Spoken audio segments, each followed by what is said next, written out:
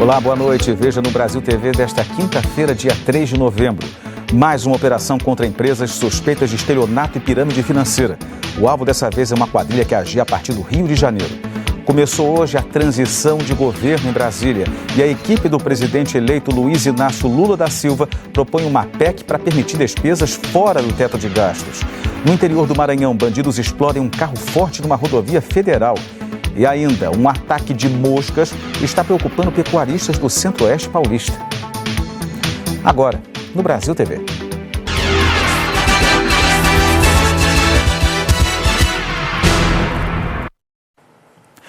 A Polícia Civil cumpriu 12 mandados de busca e apreensão contra a empresa Altibank Pagamentos, suspeita de estelionato e pirâmide financeira. Só no Rio de Janeiro, a estimativa é que a quadrilha deu um prejuízo de quase 3 milhões de reais nas vítimas. Sede física, operadores de investimento e cara de banco. Mas, na verdade, segundo a Polícia Civil, tudo era uma fraude. A Delegacia de Defraudações investiga a quadrilha desde 2020. A empresa Altibank, que não tem cadastro no Banco Central, foi fundada por Yuri Medeiros Correia, apontado como o chefe do grupo. Ele é réu na Justiça do Ceará por estelionato e organização criminosa. A Altibank ficou conhecida no início da pandemia, patrocinando lives de artistas famosos.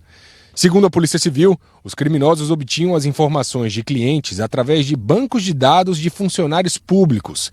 Em seguida, as vítimas eram convencidas a fazer empréstimos e investimentos com alguma das empresas do grupo Altibank. A promessa era de investimentos lucrativos com retorno de até 10% ao mês. Os clientes eram orientados a pagar os empréstimos com o que lucravam dos investimentos. Mas em pouco tempo, a Altibank deixou de depositar o dinheiro de quem havia feito aplicações. Hoje, a polícia cumpriu 12 mandados de busca e apreensão contra o grupo. Em um endereço, policiais acharam um bloco de notas que os golpistas chamaram de tática dos amassos, com um passo a passo de como atrair mais vítimas. Nas anotações dá para ver o foco em membros das Forças Armadas, Força Aérea Brasileira, Marinha e Exército, e os bancos onde os servidores recebem. Com um detalhe, soldado e cabo não interessavam. Nesse outro endereço da Avenida Rio Branco, no centro, os policiais civis foram atrás de documentos da empresa Cadmus, que, de acordo com as investigações, é uma das ramificações da Altibank. A Polícia Civil afirma que o grupo tinha 4 filiais do Banco Digital, em São Paulo, Niterói, Curitiba e Fortaleza. Havia uma logística muito bem montada que dava uma aparência de legalidade às operações. Então, até mesmo as pessoas que procurassem a empresa fisicamente, viam que havia uma estrutura muito bem montada, pessoas de atendimento, pessoas responsáveis por investimento. Então, na verdade, era tudo uma fraude. Em maio desse ano, o Ministério Público do Rio denunciou Yuri Medeiros Correia como chefe da organização criminosa e Gabriel Oliveira Fidelis como mediador das fraudes, à frente das tarefas principais do esquema criminoso.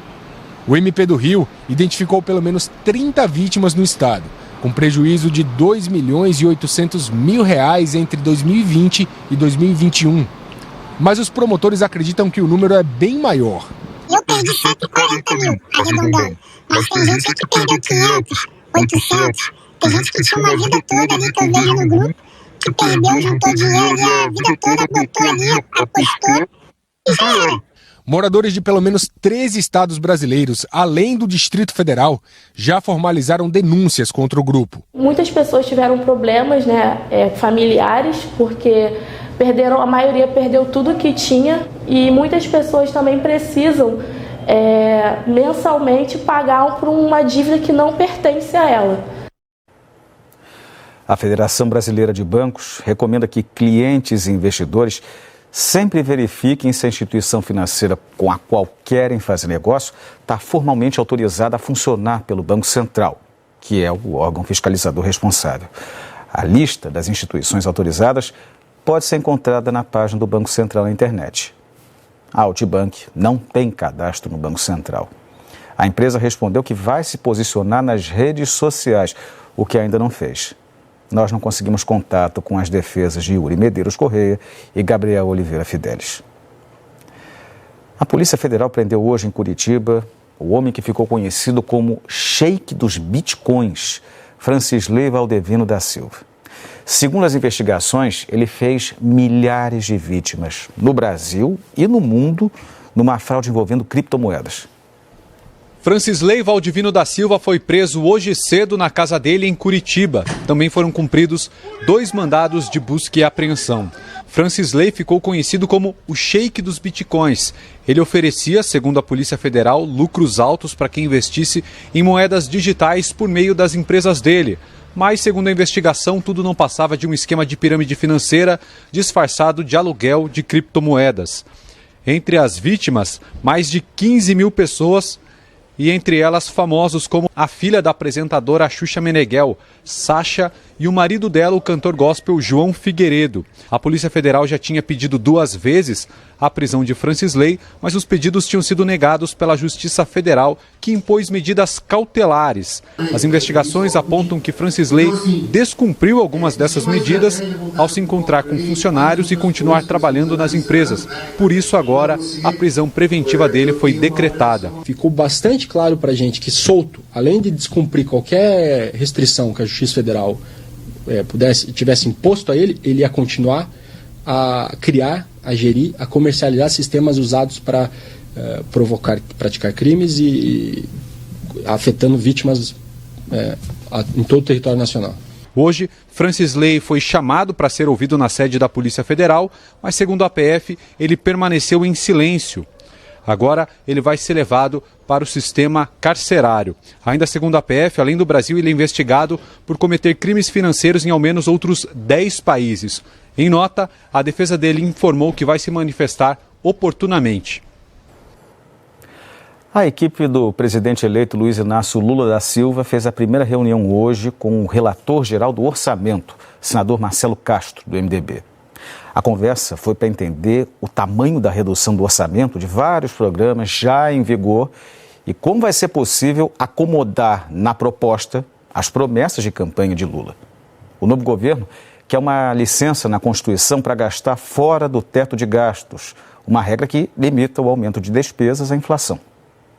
No Congresso, a equipe do governo Lula, que fará parte da transição, se reuniu no fim da manhã com o relator-geral do orçamento, senador Marcelo Castro, do MDB. A intenção é acomodar na proposta que está em discussão despesas que foram previstas pela campanha de Lula, como a manutenção do Auxílio Brasil de R$ 600 e o aumento real do salário mínimo. O projeto que foi enviado pelo governo Bolsonaro não prevê gastos, por exemplo, para programas como Farmácia Popular e o reajuste da merenda escolar. Por isso, a conta agora não está fechando.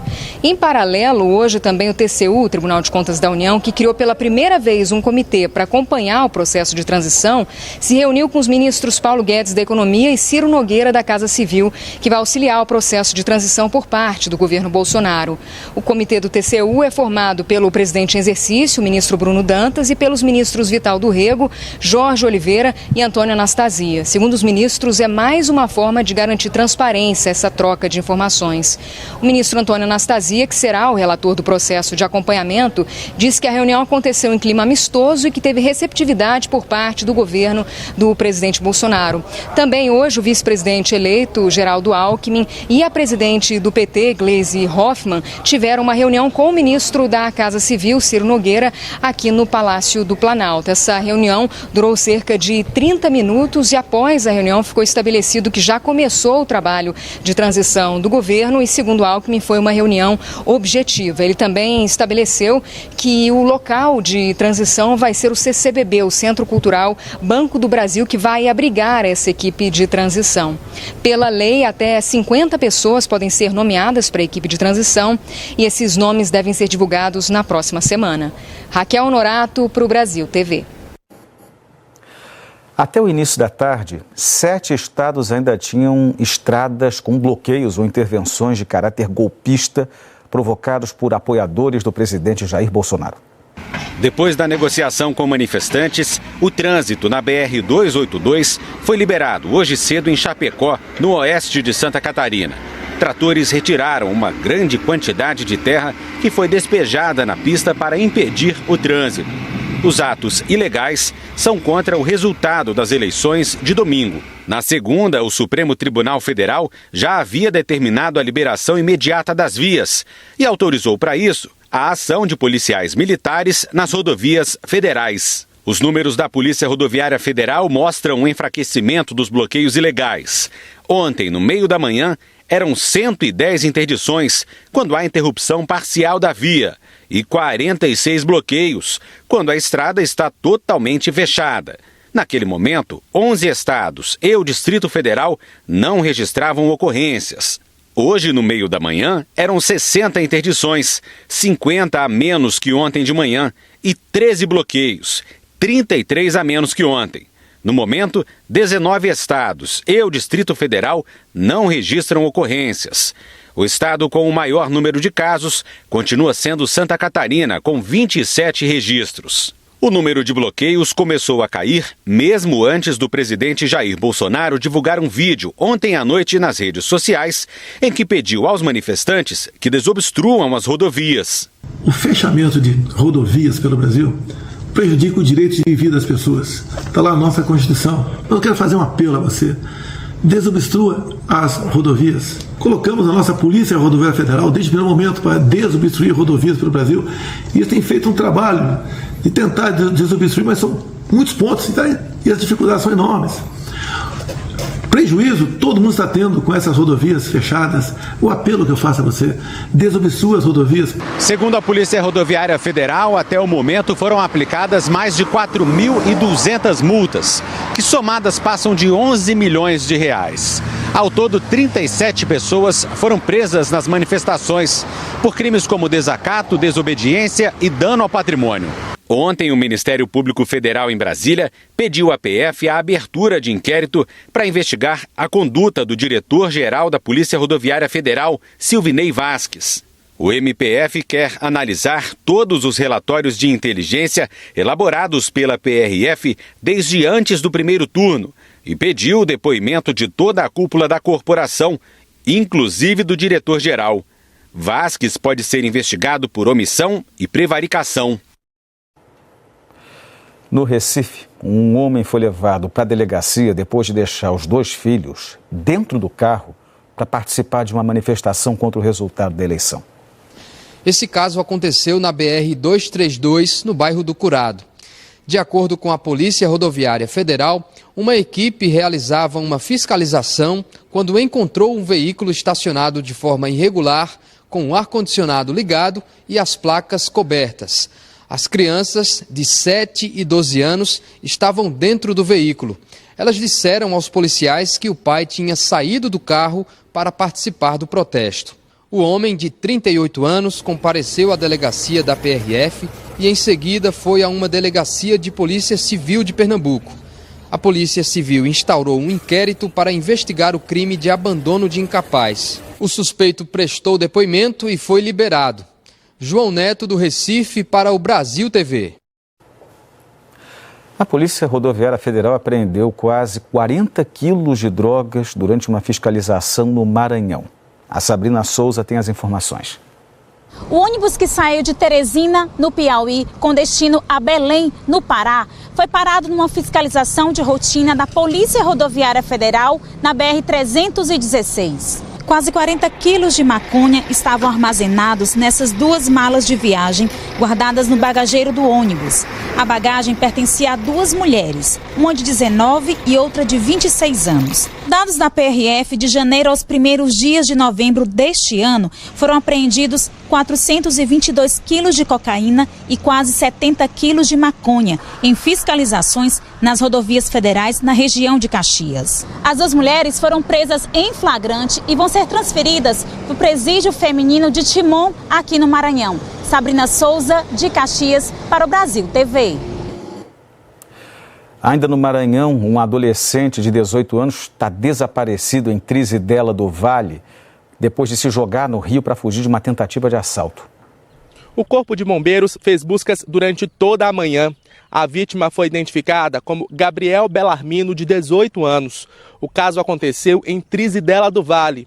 Gabriel e outros 3 amigos, segundo testemunhas, teriam passado a tarde inteira no balneário. Quando anoiteceu, bandidos apareceram no local e anunciaram o assalto. Para não ser roubado, Gabriel teria pulado no rio.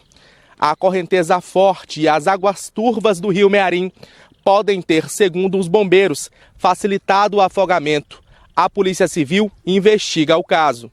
Eduardo Bueno, de Codó, no Maranhão, para o Brasil TV. E no interior do Maranhão, bandidos explodiram um carro forte numa tentativa de assalto. A Regina Souza acompanha esse caso. Nós estamos aqui na BR-135, na altura do quilômetro 294, aqui perto de Santo Antônio dos Lopes. Na verdade, na área de Santo Antônio dos Lopes. E ali ao fundo está o carro forte que foi incendiado. Essa tentativa de assalto aconteceu por volta das 9h30 da manhã. A informação que a gente tem é de que homens armados chegaram em 4 veículos, estavam seguindo o carro forte e nesse trecho aqui começaram a atirar contra o veículo. As informações é a polícia que vai passar pra gente. Quando chegaram nessas imediações, ele ainda a retaguarda do carro forte começaram a atirar para o motorista poder recuar a velocidade, tá entendendo? Para justamente eles poderem fazer a abordagem no veículo. O dinheiro ainda continua dentro do carro, tá? Tá sob proteção aqui do cofre, né, que é forte do carro, né? E aí eles não conseguiram e tiveram um rumo ignorado, né? O diretor de uma escola pública do interior do Ceará foi preso em flagrante, suspeito de ter furtado alimentos da merenda escolar. O diretor da escola foi solto hoje depois de uma audiência de custódia e deve responder ao processo em liberdade. Ele ontem foi preso em flagrante depois de entrar na escola onde trabalhava em Quixeramobim, no sertão do Ceará, e sair com um saco, onde, segundo a polícia, havia itens da merenda escolar, como leite, pão, ovos e carne. Segundo a polícia, também não foi a primeira vez que o diretor cometeu esse ato. As câmeras de segurança do circuito interno da própria escola flagraram ele cometendo a mesma coisa em agosto deste ano. A polícia entrou no caso 4 meses atrás, depois de receber uma denúncia anônima, e apurou que o diretor geralmente furtava os itens da merenda escolar aos fins de semana e também nos feriados, até que ontem conseguiu fazer o flagrante. Agora o diretor da escola vai responder pelos crimes de furto e também de peculato, que é quando a pessoa se aproveita da função do cargo público para cometer crimes. A Secretaria de Educação do Ceará afastou o diretor da função e ficou acordado na audiência de custódia que, enquanto ele responder ao processo, não vai poder entrar na escola nem manter contato com qualquer outro funcionário. Aline Oliveira para o Brasil TV. A seguir, o alerta de temporais deixa Salvador em estado de alerta.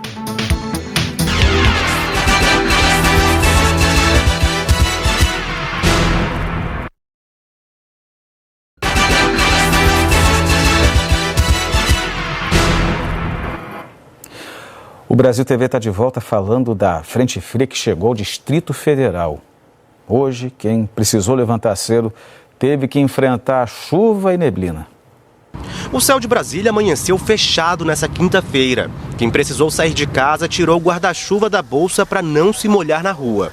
E nos pontos de ônibus, os passageiros ficaram amontoados para se proteger. Na EPSU, os motoristas precisaram redobrar os cuidados. Tudo ficou tomado pela neblina. A EPTG também amanheceu com muita névoa. No sentido Guará, não dava para ver nada. Essas imagens foram feitas por um telespectador que passava de carro em Sobradinho. Repare que a visão do passageiro que está filmando ficou totalmente prejudicada. E a torre de TV também ficou assim, coberta de neblina. Mesma cena no prédio do Banco Central. A chuva começou nessa semana e não parou mais. Hoje pela manhã caiu muita água aqui no DF. E a previsão do IMET é que o fim de semana continue assim, nublado, chuvoso e com as temperaturas lá embaixo. Eu até gosto de um frio, mas assim, para ir trabalhar é ruim. Mas eu prefiro um clima nem muito quente, nem muito chuvoso, sabe? É bem melhor um clima, assim, maneirado. Tá difícil sair para trabalhar nesse frio, nessa chuva. Quem saiu para trabalhar usou blusa de manga comprida e até touca. Hoje a temperatura pode chegar aos 10 graus aqui no DF. Situação bem diferente da última semana, quando as máximas chegaram aos 30 graus. E atenção! Novembro promete ser um mês muito chuvoso. Vai ser um mês chuvoso, em termos de vento teremos aí rajadas, porque geralmente quando essas chuvas vêm em forma de pancadas, elas vêm com essas rajadas de vento e as temperaturas vão tender a ficar mais amenas. Em Salvador, o alerta é de temporais e a chuva deve permanecer forte pelos próximos 2 dias. A Camila Marinho tem as informações. Oi, Eric. Aqui em Salvador o dia começou bastante nublado, com chuva fina, e no meio da manhã é que essa chuva aumentou um pouco mais, deixando alguns pontos e acessos da cidade já bastante alagados. Em alguns locais, escadarias de acesso a bairros pareciam cachoeira. A Defesa Civil da capital baiana está em alerta porque tem previsão de chuva até sábado. E onde existe a sirene de alerta, a central de monitoramento acompanha o volume de chuva. No interior do estado, onde o tempo virou ontem, ruas de várias cidades ficaram alagadas, árvores caíram. No oeste da Bahia, muitos raios foram registrados na cidade de Barreiras, onde já choveu 57% do previsto para todo o mês. Chuva forte também no sudoeste baiano e no sul, onde parte de uma casa desabou em Itabuna. Por lá, ninguém ficou ferido. Aqui na capital baiana, o acumulado de chuva bateu 54 milímetros em 3 horas da manhã hoje aqui na capital baiana. Isso é metade do esperado para todo o mês. E só durante a manhã foram mais de 30 ocorrências relacionadas à chuva. Eu volto com você, Eric. Um ataque de moscas está preocupando pecuaristas do Centro-Oeste paulista. Essas moscas incomodam tanto os animais que eles não conseguem nem comer direito. A inquietação do gado é sinal de que tem mosca da vinhaça no rebanho. Com o incômodo da picada, o animal não consegue se alimentar direito e nem ruminar, processo que é essencial para a engorda. O prejuízo é triplicado porque o gado deixa de comer e hoje a ração está com os insumos num preço muito alto, muito elevado. Então ele deixa de comer, eu perco essa ração, consequentemente o gado deixa de ganhar peso ou até mesmo perde peso. A mosca do estábulo, como também é conhecida, preocupa todos os pecuaristas nas regiões de Iacanga e Reginópolis. A mosca que está causando problemas é muito semelhante à mosca doméstica, mas existe uma diferença crucial. Tanto o macho quanto a fêmea se alimentam de sangue e 2 vezes ao dia. A picada é dolorosa, causa hematomas e um extremo estresse para os animais. Os especialistas acreditam ser uma praga muito pior do que o carrapato. Nada supera a irritação que ela causa no animal, nem tipo assim, se o animal tivesse muito infestado por carrapato, ele não teria nem a metade do incômodo que ele tem com a presença dessa mosca. Os animais acabam adquirindo um comportamento de ficarem aglomerados. Então, às vezes, você olha no pasto, o gado está todo junto, aglomerado, porque eles ficam se roçando um no outro para tentar repelir as moscas, né? Numa tentativa. A picada dói tanto que alguns bezerros morrem porque a vaca não consegue amamentar. Outros ficam sem forças. O inseto ainda transmite doenças entre os animais. Os pecuaristas estimam uma perda de até 30% na engorda do boi. Já na produção de leite, a perda pode chegar a 60%. Os pecuaristas suspeitam que o surto tenha relação com o resíduo orgânico jogado por usinas de álcool na região. Este material é conhecido como vinhaça. O veterinário confirma que o inseto se prolifera de maneira acelerada nestes locais. E o ideal para acabar com a mosca da vinhaça é combater o local de proliferação. A União da Indústria de Cana-de-Açúcar e Bioenergia, entidade representativa das unidades produtoras de açúcar e etanol, disse que está comprometida em adotar todas as medidas necessárias para garantir que não ocorram áreas de empoçamento desse resíduo e reitera a necessidade de uma atuação conjunta entre o setor pecuarista e sucroenergético para garantir a implementação de medidas que evitem a ocorrência de surtos de moscas. E para encerrar o Brasil TV, a gente vai falar de uma história de amor. Lembra do casal de ariranhas do Zoológico de Brasília, que não podia se encontrar porque a fêmea estava em quarentena? Pois é, a quarentena acabou. E Macau e Saraê se viram pela primeira vez essa semana. O Gabriel Tibaldo registrou o encontro. O casal aí finalmente se encontrou. Essa é uma história de amor que começou há pouquíssimo tempo, 2 meses. O Macau era solitário, veio de longe, lá da Alemanha. Morava no zoológico de Brasília há 4 anos e procurava uma namorada. Foi aí que a Associação de Zoológicos e Aquários do Brasil, junto com o ICMBio, conseguiram achar um par para ele. É a Saraê, uma ariranha paulista de 8 anos de idade. Ela veio para cá de avião em setembro, mas precisou ficar longe do Macau durante esses meses, porque estava de quarentena para se adaptar ao ambiente. O Zoológico de Brasília é o maior reprodutor dessa espécie no país e um dos maiores no mundo, uma referência no manejo e cuidados com ariranhas. Por lá já foram mais de 60 nascimentos de animais, como o Macau e a Saraê. As ariranhas existem em toda a América do Sul e aqui no Brasil são mais comuns na Amazônia e no Pantanal, mas também são encontradas no Cerrado. Agora, com a união, a ideia é que o Macau e a Saraê vivam intensamente essa paixão para gerar um filhote em breve e ajudar na conservação da espécie, ameaçada de extinção. Felicidades para o Macau e para a Saraê. O Brasil TV fica por aqui e outras notícias logo mais no Jornal Nacional, às 20h30 da noite, hora de Brasília. Uma ótima noite e até amanhã.